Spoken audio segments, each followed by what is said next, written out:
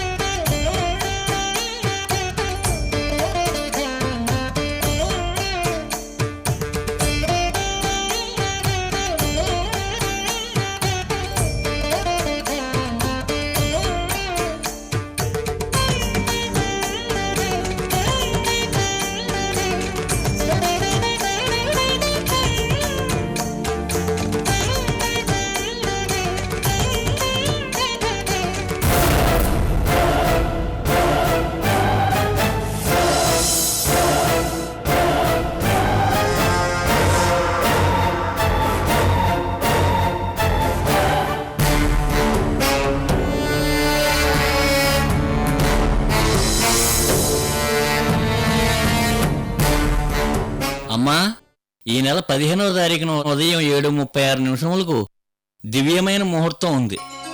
ఆ ముహూర్తానికే వాళ్ళ పెళ్లి జరిపించడం అన్ని విధాలా శ్రేయస్కరం.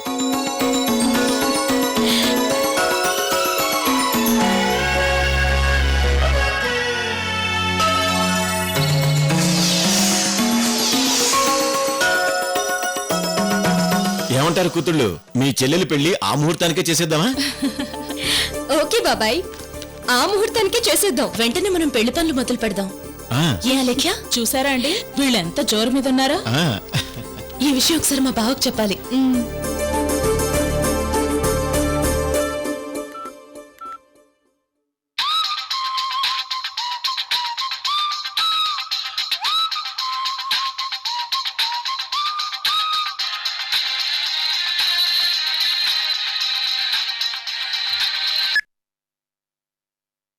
Hello ice. బావా, ఈ నెల 15న అనూష శ్రీకర్ల పెళ్లి ఫిక్స్ అయింది.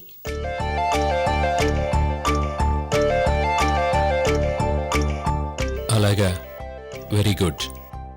ఒకసారి వాళ్ళకి ఫోన్ ఇవ్వు. ఒక్క నిమిషం. అనుష, ఇదిగో మా బావ మాట్లాడతాడట.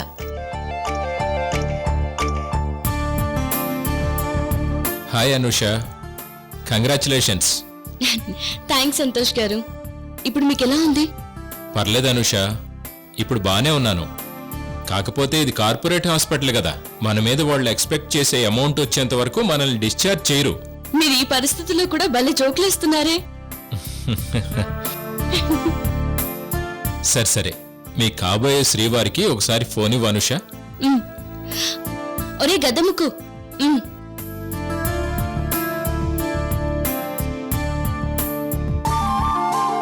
హలో సంతోష్ గారు, ఇప్పుడు ఎలా ఉంది?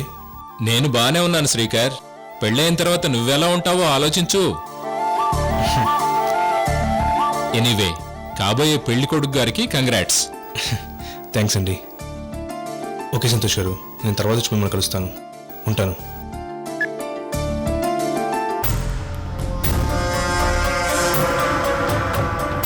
వస్తానమ్మా. అలాగే పంతులు గారు. వస్తానండి. అమ్మా అలేఖ్య, మాకొక్కగానొక్క కూతురు కాబట్టి ఒక్కరోజు పెళ్ళంటే నేను ఒప్పుకోను. మా ఇంట్లో 5 రోజులు పెళ్లి జరగాలి. అమ్మో, 5 రోజుల పెళ్ళా? అవునక్క, అలా చేస్తేనే బాగుంటుంది. అంటే నేను 5 రోజులు ఈ గద్దమ్మ కోడి పక్కన పెళ్లి పీటల మీద కూర్చోవాలా? అవునమ్మా, తప్పదు మరి. నా వల్ల కాదు.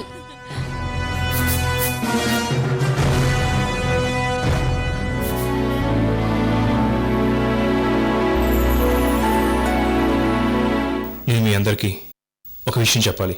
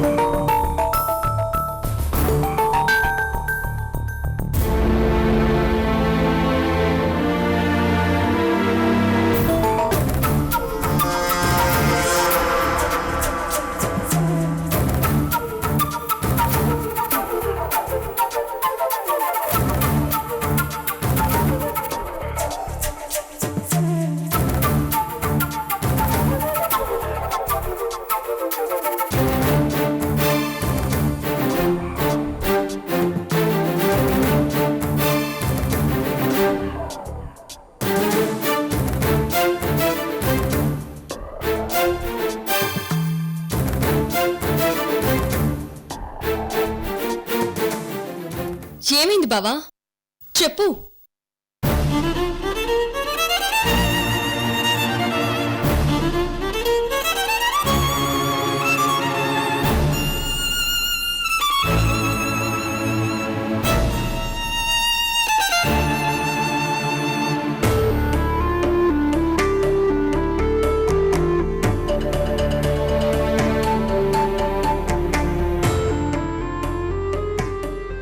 అనేక్య పెళ్లి దాకా వచ్చింది కాబట్టి చెప్పక తప్పటం లేదు.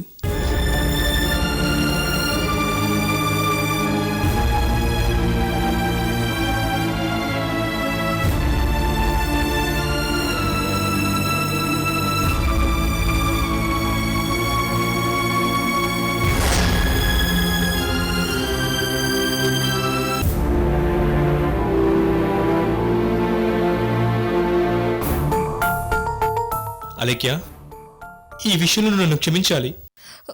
అసలు విషయం ఏంటో చెప్పు బావా. పెళ్లి విషయం అంటున్నావు. పెళ్లి విషయంలో అస్సలు మొహమాటం ఉండకూడదు. చెప్పు శ్రీకర్.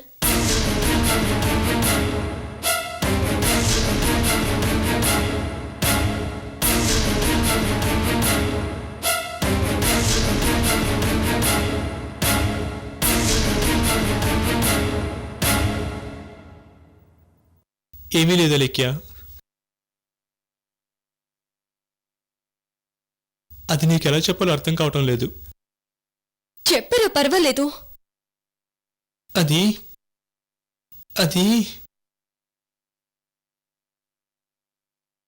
నేను ఇన్నాళ్ళు నిన్ను మోసం చేస్తూ వచ్చాను అలేఖ్య. కానీ ఇప్పుడు జరిగింది చెప్పక తప్పటం లేదు.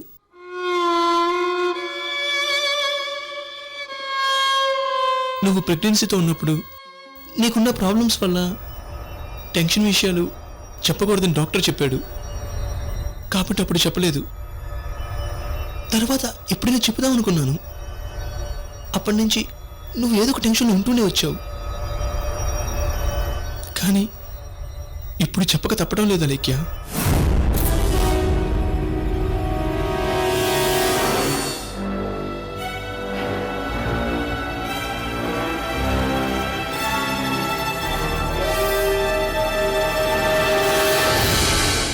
ఈ విషయం ఇప్పుడు ఎందుకు చెప్తున్నానంటే నా పెళ్లి కాబట్టి. ఏంటి బావా ఆ విషయం? అలేఖ్య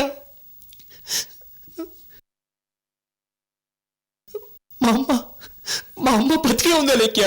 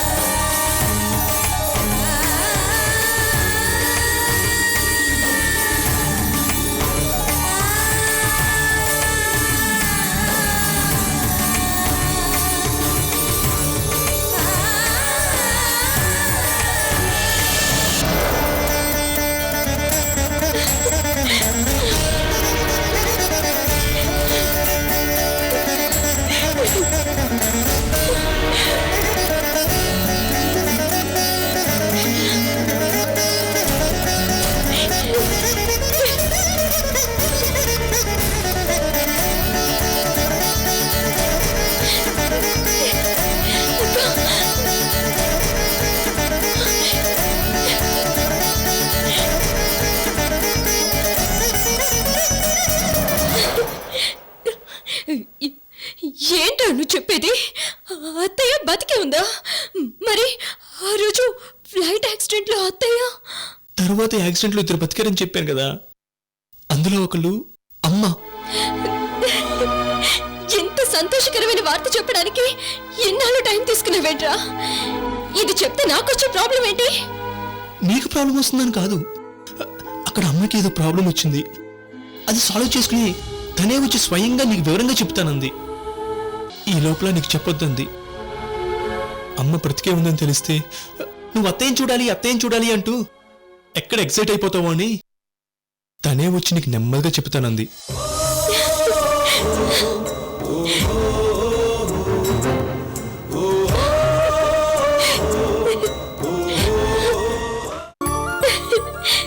మా అత్తయ్య చనిపోలేదు, బతికే ఉంది. మా అత్తయ్య చనిపోలేదు ఐశ్వర్య, మా అత్తయ్య చనిపోలేదు, బతికే ఉంది. ఈ రోజు నాకు చాలా సంతోషంగా ఉంది ఐశ్వర్య. నాకేమైనా అయితే తనకేదో అయినట్టు ఫీల్ అయ్యి ఏడ్చేది మా అత్తయ్య.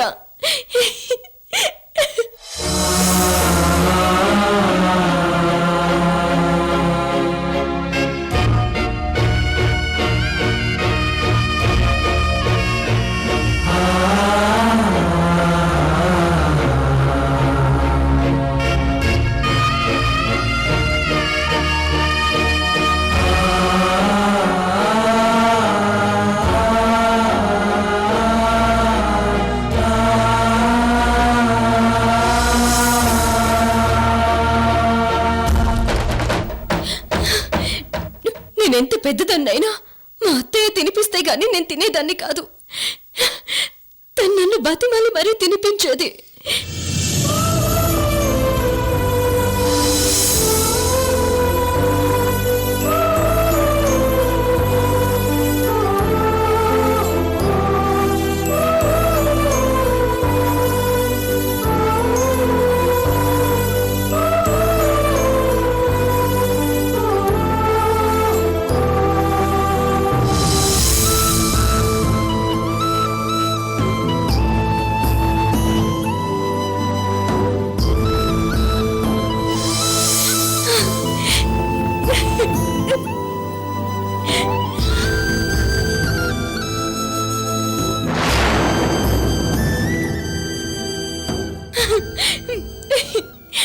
బావా, ఎంత గుడ్ న్యూస్ చెప్పావురా. అత్తయ్య బతికే ఉందని ఎంత మంచి మాట చెప్పావురా.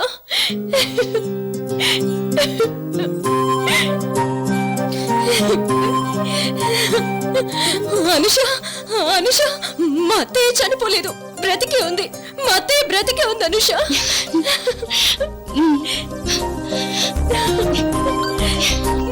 నేను ఇష్టపడే వాళ్ళంతా నాకు దూరం అయిపోతున్నారని నేను చాలా బాధపడేదాన్ని. కానీ కానీ నేను ఇప్పుడు బాధపడాల్సిన అవసరం లేదు. మా అత్తయ్య బతికే ఉంది, మా అత్తయ్య బతికే ఉంది, మా అత్తయ్య చనిపోలేదు.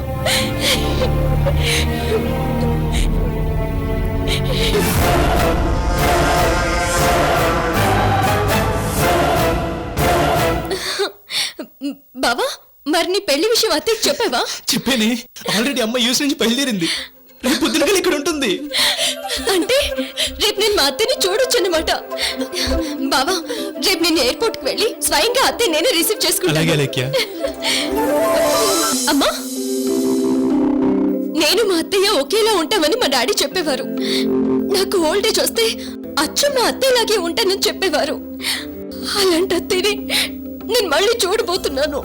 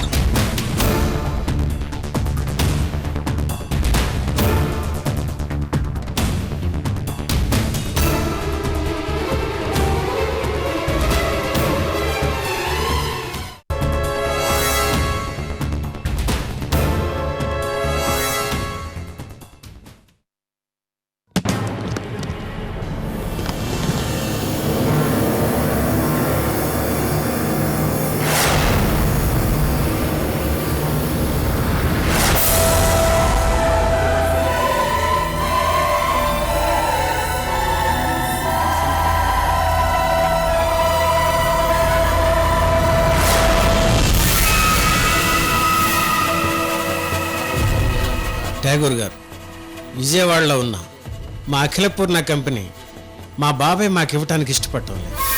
దాని విలువ సుమారు 200 కోట్ల రూపాయలు. ఆ కంపెనీని మాకు వచ్చేలా చేస్తే మీకు 25 కోట్లు ఇస్తాం. ఇదిగోండి 5 కోట్లు అడ్వాన్స్.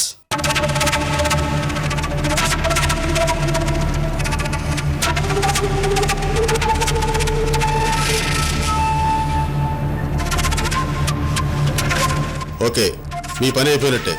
మీరు ఇక విజయవాడ వెళ్ళిపోండి. మీరు సూర్యాపేట చేరేలోపే మీ అఖిల పూర్ణ కంపెనీని మీ బాబాయ్ మీకు ఇస్తున్నట్టుగా ఫోన్ చేసి చెప్తారు. థ్యాంక్ యూ సార్, వస్తాం. ఉంటాం సార్. జయా,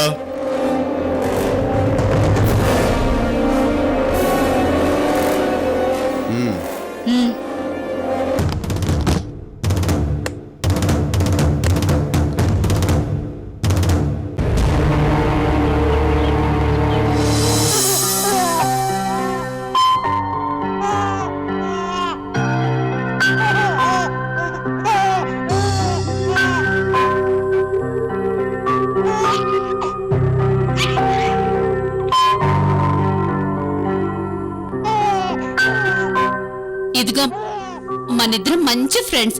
నేను నిన్ను మీ అమ్మకు కూడా ఇవ్వను. నువ్వు నా దగ్గరే ఉండాలి. ఎంచక్క మనిద్దరం రోజు ఇలాగే ఆడుకుందాం. సరేనా? సరేనా? ఓకే. చిచి చిచి.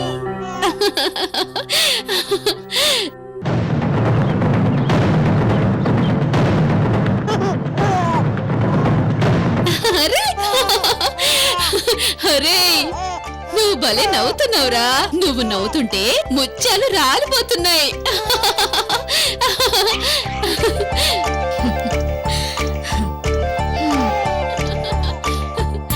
ఓయ్. ఏంటి ఇలా వచ్చారు? ఠాగూర్ గారు, మా ఫ్యాక్టరీ చాలా లాస్లో నడుస్తోంది. దాన్ని నడపడం నా వల్ల కావట్లేదు. ఆ ఫ్యాక్టరీని ఆపేస్తే వర్కర్స్ నా మీద దాడి చేస్తారేమోనని భయంగా ఉంది. వెంటనే ఆ ఫ్యాక్టరీ తీసేసి ఆ ప్లేస్లో ఒక పెద్ద షాపింగ్ మాల్ కట్టాలనుంది. దీనికి మీరే పరిష్కారం ఆలోచించాలి. ఇదిగోండి అడ్వాన్స్. సార్, ఈయన నిన్న నాకు ఫోన్ చేసి మీ అపాయింట్మెంట్ తీసుకున్నారు సార్.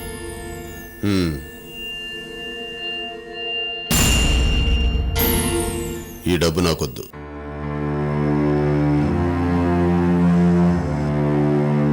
అలా అనకండి ఠాగూర్ గారు, మిమ్మల్ని నమ్ముకొని ఇంత దూరం వచ్చాను.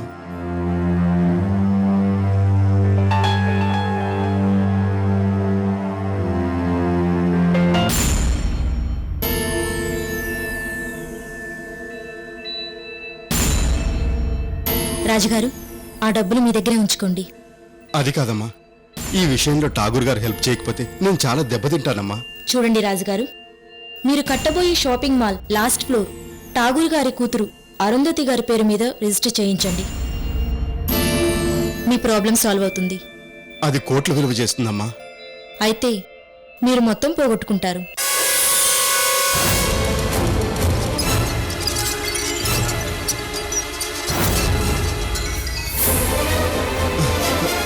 ఓకే ఠాగూర్ గారు, మీరు చెప్పినట్టుగానే ఆ లాస్ట్ ఫ్లోర్ ని మీ అమ్మాయి పేరు మీద రిజిస్టర్ చేయిస్తాను. ప్లీజ్ ఈ గండం నుంచి గట్టెక్కించండి సార్. ఓకే, మీ పని అయిపోయినట్టే. మీరు హాయిగా వెళ్ళి మీ షాపింగ్ మాల్ కన్స్ట్రక్షన్ పనులు మొదలు పెట్టుకోండి. Thank you sir. Thank you madam.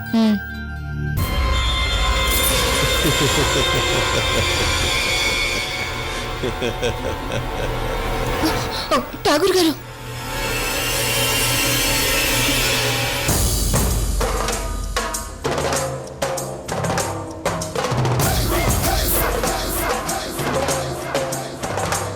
ఏమైంది నీలాంబరి? సార్ అది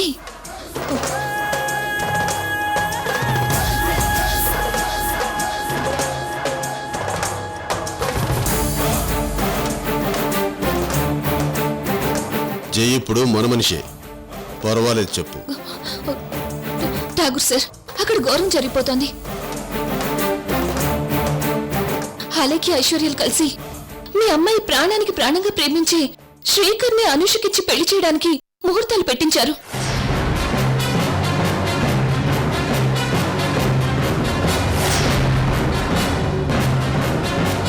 ఈ నెల 15వ తారీఖున వాళ్ళిద్దరికి పెళ్లి చేయాలని శుభలేఖలు కూడా రాయించారు.